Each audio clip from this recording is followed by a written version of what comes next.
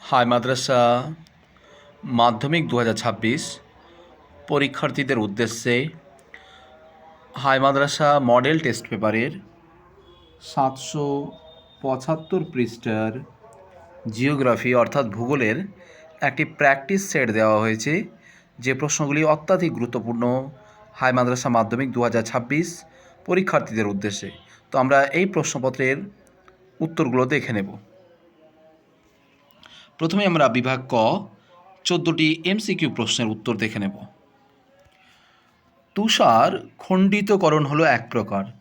তুষার খণ্ডিতকরণ হলো এক প্রকার, এটা হবে যান্ত্রিক প্রক্রিয়া। পার্বত্য হিমবাহের শীর্ষ দেশে হিমবাহ ও পর্বত গাত্রের মধ্যে সংকীর্ণ ও গভীর ফাটলগুলিকে বলে। মোস্ট ইম্পর্টেন্ট প্রশ্ন। এই প্রশ্নটা দেখেই অনেকেই করবে ক্রেভাস, অনেকেই করবে, কিন্তু এটা ভুল, ক্রেভাস হবে না। যদি পার্বত্য হিমবাহের শীর্ষ দেশে বলে তখন কিন্তু এটার উত্তরটা হয়ে যাবে তোমার বার্গস্রুন্ড। আর ক্রেভাস কখন হবে? যখন বলবে যে হিমবাহ ও পর্বত গাত্রের মধ্যে সংকীর্ণ গভীর ফাটলগুলিকে কি বলে, তখন হবে কিন্তু ক্রেভাস। পরবর্তী প্রশ্ন, দুটি নদীর মধ্যবর্তী উচ্চভূমিকে বলে। মোস্ট ইম্পর্টেন্ট প্রশ্ন। দুটি নদীর মধ্যবর্তী উচ্চভূমিকে বলে, তাহলে কি বলে? এটা হবে সঠিক উত্তর হবে জলবিভাজিকা। এক্ষেত্রে আর একটা লিঙ্ক মনে রাখবে যে দুটি নদীর মধ্যবর্তী এখানে উচ্চভূমির জায়গাতে যদি বলে নিম্নভূমিকে কি বলে, তখন সেটার উত্তর হবে কিন্তু দোআব। এগুলো লিঙ্কগুলো অবশ্যই কিন্তু সব থেকে বেশি কিন্তু মনে রাখবে। পরবর্তী 4 নম্বর প্রশ্ন, দিনরাত্রির মধ্যে তাপমাত্রার পার্থক্য সবচেয়ে বেশি দেখা যায়। মোস্ট ইম্পর্টেন্ট প্রশ্ন। তাহলে কোন জায়গাতে সবচেয়ে বেশি তাপমাত্রা দেখা যায়? তাহলে এটা আমাদের বুঝতেই পারছি, এটা মরু অঞ্চলে, রাজস্থানের মরু অঞ্চলে তাপমাত্রা সব থেকে বেশি দেখা যায়, কারণ এই জায়গাগুলোতে তোমার উদ্ভিদ গাছপালা অরণ্য কিন্তু নেই, তাই এখানে তাপমাত্রা সব থেকে বেশি। পরবর্তী প্রশ্ন 5 নম্বর, সমুদ্র স্রোত নির্ভর করে। মোস্ট ইম্পর্টেন্ট প্রশ্ন। সমুদ্র স্রোত কী জন্য হয়? তাহলে সমুদ্র স্রোত এটা কিন্তু বায়ু প্রবাহের কারণেই কিন্তু হয়। সমুদ্র স্রোত অ্যাকচুয়ালি বায়ু প্রবাহের কারণে হয়। আর একটা যেটা এক্ষেত্রে প্রশ্ন আসে যে জোয়ার কখন হয় বা কিসের মাধ্যমে জোয়ার হয়, তখন হয়ে যাবে কিন্তু চন্দ্রের আকর্ষণে কিন্তু তোমার জোয়ার হয়। দুটি মুখ্য জোয়ারের মধ্যে পার্থক্য। মোস্ট ইম্পর্টেন্ট প্রশ্ন। দুটি মুখ্য জোয়ারের মধ্যে পার্থক্য থাকে, তাহলে এটা হবে 24 ঘন্টা 52 মিনিট। এখানে কয়েকটা লিঙ্ক মনে রাখবে যে জোয়ার আর ভাটার মধ্যে সময়ের পার্থক্য হচ্ছে 6 ঘন্টা 13 মিনিট বা 6.5 ঘন্টা, আর একটি মুখ্য জোয়ার আর একটি গৌণ জোয়ারের মধ্যে সময়ের পার্থক্য হচ্ছে 12 ঘন্টা 26 মিনিট। আর দুটি মুখ্য জোয়ার আর দুটি গৌণ জোয়ারের মধ্যে বললে 24 ঘন্টা 52 মিনিট। পরবর্তী, বিষাক্ত নয় এমন একটি বজ্রের উদাহরণ দাও। তাহলে বিষাক্ত নয়, যেমন এখানে ধানের খোসা আছে, ধানের খোসা থেকে তো আমরা তো বিষাক্ত বজ্র হয় না, তো এটাই হবে। আর আমরা যদি দেখি পরবর্তী ফ্লাই অ্যাশ, এখানে কিন্তু বিষাক্ত বজ্র। পলিথিন, এটা তো আমরা দৈনন্দিন জীবনে জানি যে পলিথিন হচ্ছে বিষাক্ত বজ্র, তারপরেও আমরা কিন্তু ধারাবাহিক কিন্তু ব্যবহার করছি এখনও। পরবর্তী, যে ভারতের উপকূল অঞ্চলে একটি উপহ্রদের নাম বলো। তাহলে ভারতের উপকূল অঞ্চলে একটি উপহ্রদের নাম হবে চিল্কা। এটা মোস্ট ইম্পর্টেন্ট প্রশ্ন, এটা উত্তর হবে চিল্কা। হিমালয় পর্বতে অবস্থিত উপত্যকাগুলিকে বলে। মোস্ট ইম্পর্টেন্ট, যে হিমালয় পর্বতে অবস্থিত উপত্যকাগুলিকে কি বলে? এটা হবে দুন বলে। পরবর্তী আমরা 10 নম্বর প্রশ্ন দেখব, ভারতের সর্বাধিক কৃষি জমি। হ্যাঁ, মোস্ট ইম্পর্টেন্ট প্রশ্ন। এটা প্রশ্ন এরকম আসতে পারে যে ভারতের জলসেচ করা হয়, ভারতে জলসেচ করা হয় তখন হবে কূপ নলকূপের দ্বারা। আর ভারতের সর্বাধিক কৃষি জমি যেভাবে চাষ করা হয় এটা হবে খাল দ্বারা বা সেচ করা। পরবর্তী প্রশ্ন, ভারতের কেন্দ্রীয় কার্পাস গবেষণা কেন্দ্রটি কোথায় আছে? তাহলে কার্পাস গবেষণাগার, তাহলে এটা কোথায় আছে? কার্পাস গবেষণাগার এটা হবে নাগপুরে আছে। কার্পাস গবেষণাগার নাগপুরে আছে। একটি কৃষিভিত্তিক শিল্পের উদাহরণ দাও।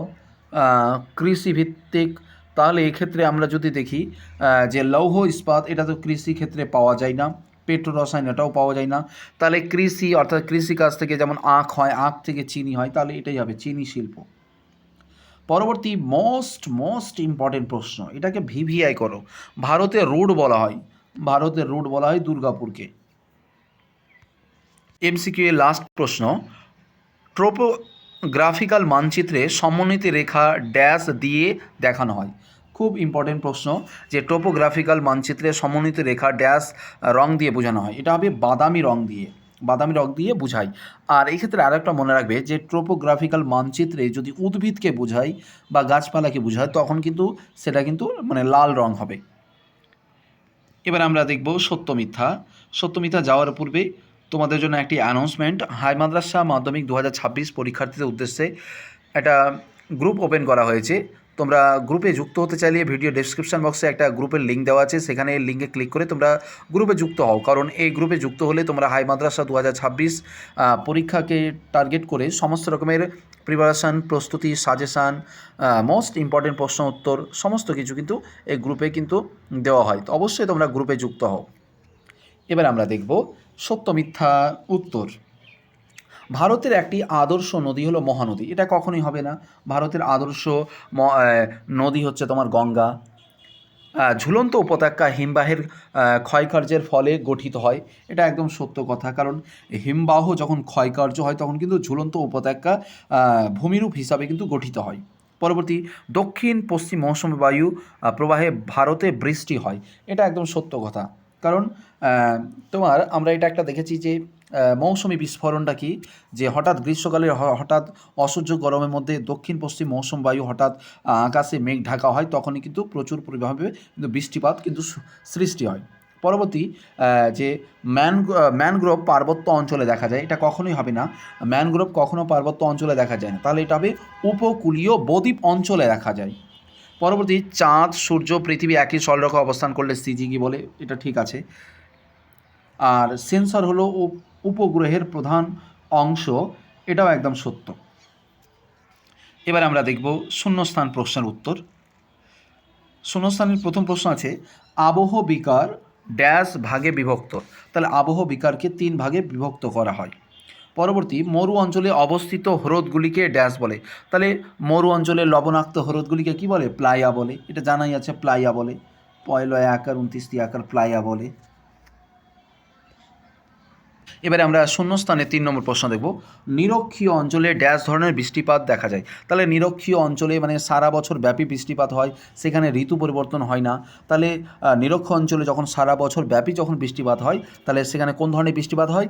এটা পরিচলন বৃষ্টিপাত হয়। পরিচলন বৃষ্টিপাত কিন্তু সেখানে হয়, পরিচলন। পরবর্তী তোমার হচ্ছে যে শীতল ড্যাশ স্রোতের প্রভাবে নিউজিল্যান্ডে শীতকালে তুষারপাত হয়। তাহলে শীতল ড্যাশ স্রোতের প্রভাবে এটা হবে তোমার ল্যাব্রাডর স্রোত। ল্যাব্রাডর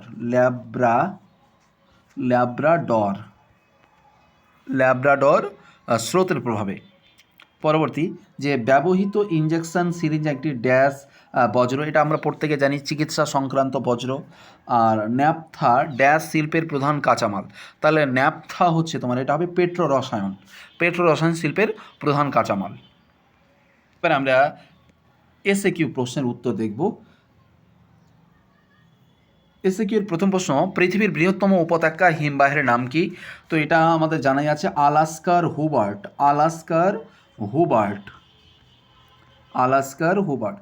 2 থেকে 3 রকমের আছে, তোমরা যেটা সুবিধা লিখতে পারো। তো আলাস্কার হুবার্ট তোমরা কিন্তু লিখতে পারো, আলাস্কার হুবার্ট। সেকেন্ড প্রশ্ন, যে বায়ুমণ্ডলের সর্বনিম্ন স্তরটির নাম কি? তাহলে বায়ুমণ্ডলের সব থেকে নিচের স্তরটির নামটা কি বলো তো? এটা জানাই আছে আমাদের ট্রোপোস্ফিয়ার। বায়ুমণ্ডলের সব থেকে নিচের স্তরের নাম হচ্ছে ট্রোপোস্ফিয়ার।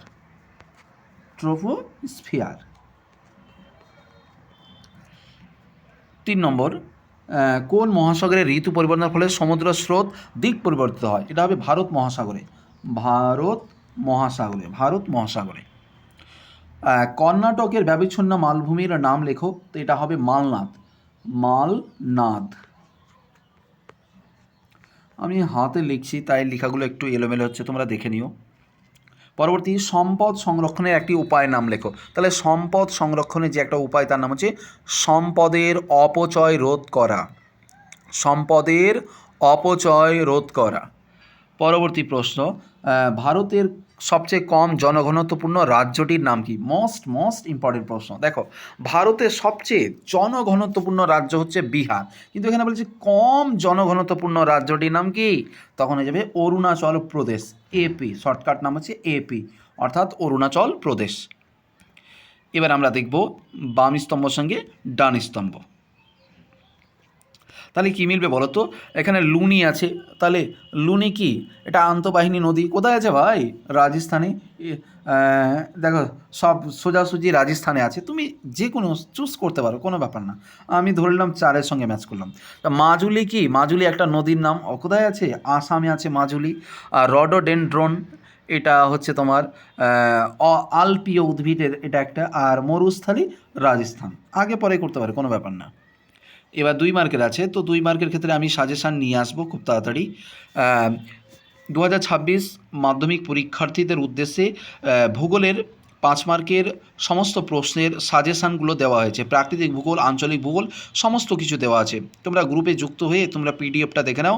আর তার সঙ্গে তোমরা কোন কোন ধরনের আমি সাজেশান দিয়েছি তোমরা দেখতে চাইলে তোমরা দেখতে চাইলে আমার চ্যানেলে গিয়ে তোমরা কিন্তু অবশ্যই দেখে নিও। একটা প্রাকৃতিক ভূগোল আছে, একটা আঞ্চলিক ভূগোল আছে, কোন কোন প্রশ্ন আসতে চলেছে সেগুলো আমি বলে দিয়েছি। তো আজকে এই পর্যন্ত, দেখা হচ্ছে পরবর্তী ক্লাসে। জয় হিন্দ, জয় ভারত, ভালো থাকো। আর হাই মাদ্রাসা পড়াশোনা, মাধ্যমিক পরীক্ষাকে আমরা এগিয়ে নিয়ে যাব, ভালো একটা স্কোর করব, চালিয়ে যাও, আপ্রাণ চেষ্টা করো, সফলতা করো।